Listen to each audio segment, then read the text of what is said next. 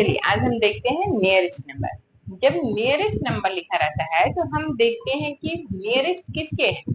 अगर वो 2 डिजिट की संख्या है, मान लीजिए 23 है, तो हम इसका नियरेस्ट उसके 10 के राउंड ऑफ में देखते हैं। 10 वो किस 10 के बीच में है। 10 मतलब कि वो 20 और 30 के बीच में ये काउंटिंग आएगा। ये 23 किसके किसके बीच में आएगा, 20 और 30 के बीच में।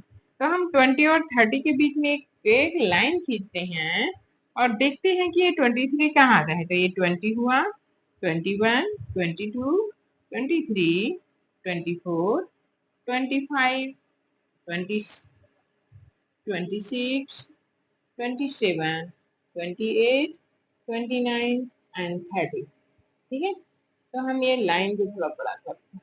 अब हम यहाँ देखते हैं कि जो 23 आ रहा है, ये जो 23 है वो किसके पास में है, 20 के पास में है कि 30 के पास में है। तो हम काउंट कर लेते हैं, यहाँ 20 है तो 20 से कितनी दूरी पे है, तो 1 2 3 की दूरी पे है।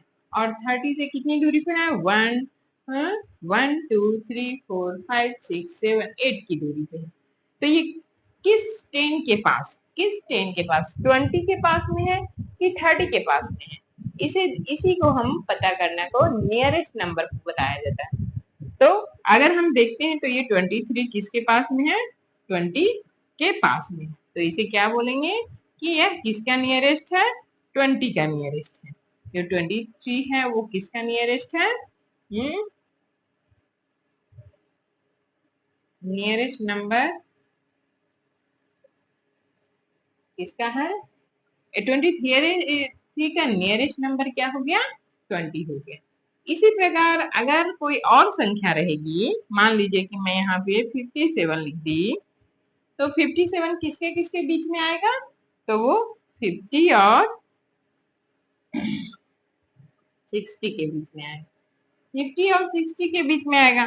तो हम देखेंगे कि 50 यहाँ 50 हो गया, ये 51 हुआ, 52, 53, 54, 55, 56, 57, 58, 59 और यहाँ 60 है,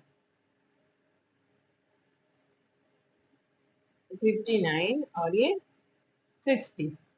तो अब हम देखते हैं कि ये जो 57 है वो किसके नियरेस्ट में है, किस 10 के नियरेस्ट में है। जब 2 डिजिट है तो 10 में देखेंगे, और अगर 3 डिजिट रहेगा तो 100 में देखेंगे, 4 डिजिट रहेगा तो 1000 में देखेंगे। तो यहाँ 50 का किसके पास में है, 57 यहाँ आ रहा है। 57 कहाँ आ रहा है, तो 57 50 से कितना दूर हो गया, 1 2 3 4 5 6 दूरी है यहाँ पे 50 से, और यहाँ उसकी दूरी 1 2 3।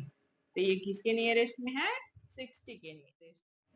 तो ये हमने क्या देख लिया, 2 नंबर का, 2 डिजिट के नंबर का, जो जब किसका नियरेस्ट, जब 2 डिजिट के नंबर रहते हैं तो उसे 10 के नियरेस्ट ढूंढा जाता है कि किस 10 के नियरेस्ट में, 2 10 के नियरेस्ट में कि 3 10 के नियरेस्ट में, 4 10 के नियरेस्ट में कि 5 10, वो नंबर किसके बीच में आ गया। अगर वो नंबर 55 है, मान लीजिए कि ये नंबर क्या है, 55, ये नंबर क्या हो गया, तो 55।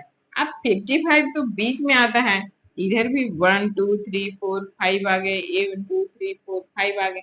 अब दोनों तरह से वो बीच की दूरी में आ गया।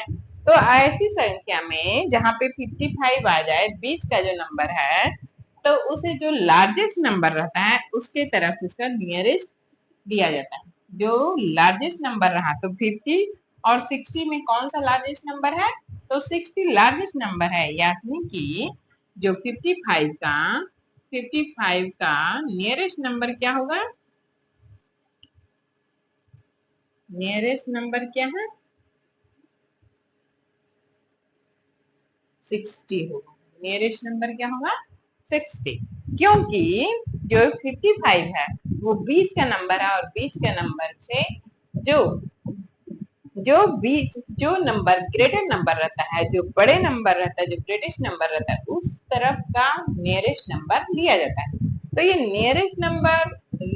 नियरेस्ट नंबर निकालने के बाद हमको जोड़ने में बहुत आसानी हो जाती है। तो हम अगर किसी चीज का अनुमान लगाते हैं, जैसे मान लीजिए कि मैं यहाँ पे 23 जोड़ रही हूँ और 57 भी जोड़ रही हूँ, ठीक है। तो हम इसका नियरेस्ट निकाल लेते हैं, तो नियरेस्ट इसका हो जाएगा 20 और इसका हो गया 60, हो जाएगा ना। अब इन दोनों को प्लस करना आसान है कि नहीं है, इसे 0 और 6 to 8 हो गया। अब अगर हमको किसी चीज का एवरेज निकालना है तो हम इस प्रकार उसका निकालेंगे, हाँ इतना लगभग इतना। ये पूरा एक्यूरेट नंबर नहीं है, इसका प्लस किए हुए एक्यूरेट नंबर है, ये नियरेस्ट नंबर है कि 80 के इन दोनों को अगर हम प्लस करेंगे, 23 और 57 को अगर हम प्लस करेंगे तो लगभग 80 के पास आएंगे, या तो एक आगे जा सकते हैं, पीछे जा सकते हैं, या बराबर भी। जैसे हम यहाँ प्लस करते हैं तो 7 और 3 कितना होगा, 10 होगा, 10 का 0, बाकी बचे एक जो हम कैरी करेंगे, और 5 2 7 हुआ और 8। देखिए यहाँ पे ये एक्यूरेट आ गया, तो इसलिए कहा जाता है कि जब हम प्लस करें, जैसे आप दुकान में गए होंगे, कोई भी दुकान में जाते हैं तो देखते होंगे कि दुकानदार बहुत ही जल्दी आपको इतना लगभग अनुमान इतना पैसे लगेंगे, लगभग इतने पैसे लगेंगे। बाय द वे हम कोई सामान, बड़ा सामान खरीदने जा रहे हैं तो दुकानदार तुरंत बता देता है कि लगभग इतने पैसे लगेंगे। वो एक्यूरेट नहीं होता है लेकिन वो लगभग होता है, मतलब कि वो थोड़ा आगे भी जा सकता है, थोड़ा पीछे भी जा सकता है, ठीक है। तो इसी प्रकार आप नियरेस्ट नंबर को समझिए, नियरेस्ट को जानिए। और दूसरा देखिए, जैसे 100 में हम देखते हैं,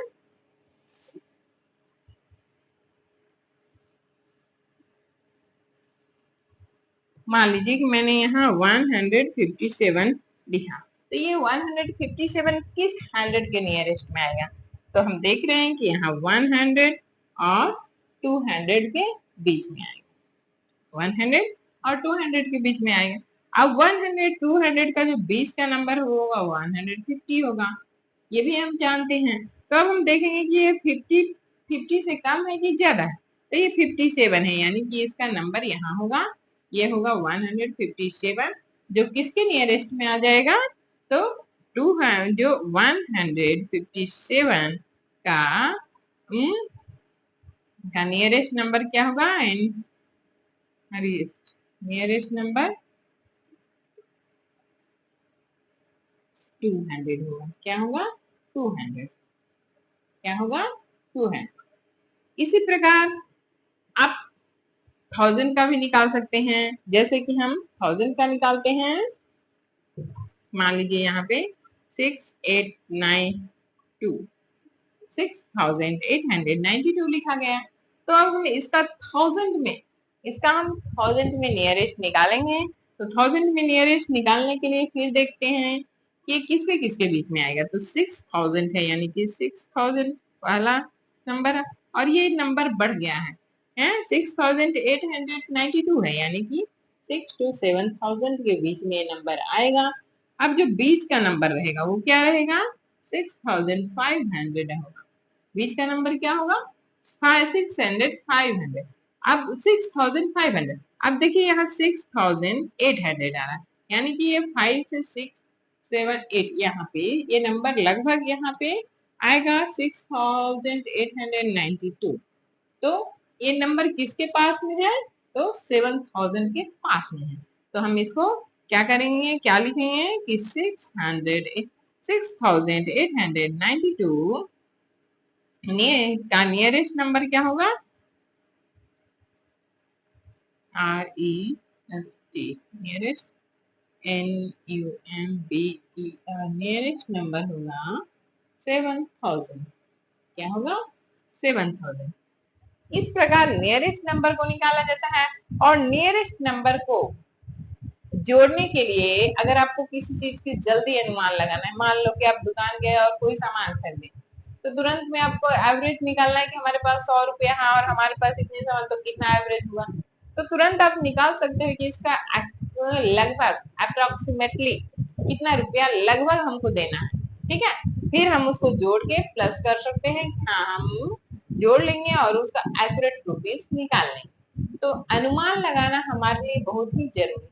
हम किसी भी चीज को करें तो सबसे पहले अनुमान लगाते हैं, उसके बाद हमारा अगर अनुमान जो लगाया हुआ नंबर रहता है वो कुछ आगे पीछे 2-4 नंबर आगे पीछे कभी कभी हो जाते हैं, कभी कभी घट भी जाते हैं और कभी कभी बढ़ भी जाते हैं, लेकिन नियरेस्ट नंबर यही होता है। ठीक है, नियरेस्ट नंबर को जानिए, उसके अनुसार प्लस कीजिए और देखिए कि नियरेस्ट और एक्यूरेट में कितना अंतर आया।